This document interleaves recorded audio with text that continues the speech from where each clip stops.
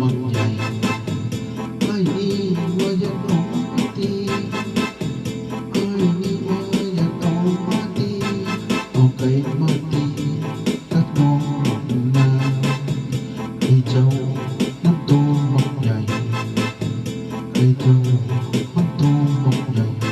ไอ้มันเห็นเลยหันมาตีตีเศร้านั้นไม่ดีเลยตีเศร้านั้นไม่ดีเลยตีไก่ตีให้มันแข็งแรงกว่ากันตีไก่กันบ่ตีไก่กันบ่ไก่น้องกระตูกใหญ่ไก่ไอ้เห็นมันหันมาใส่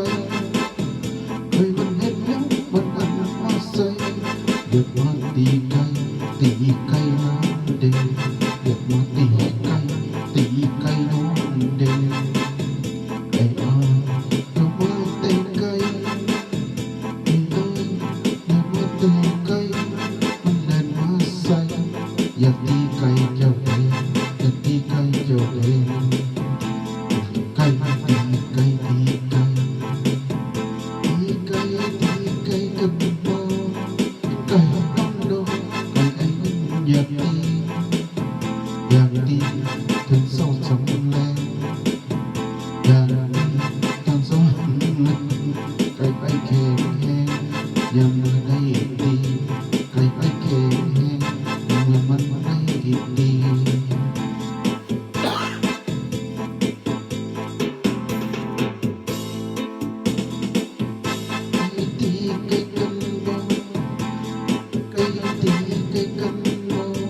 เห็นไก่น้องไก่ไม่อยาก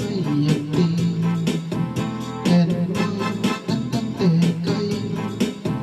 แดนมาตั้งแต่ไก่เห็นไก่สาวไว้ไก่ไม่อยากตี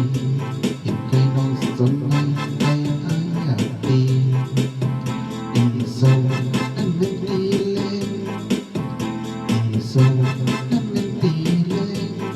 มันมีแห้งแล้วมันได้ตีมันมีแห้งแล้วมันได้ตีไก่กับน้องตีไก่กับน้องเอ้บ้านน้องคุณโตหมด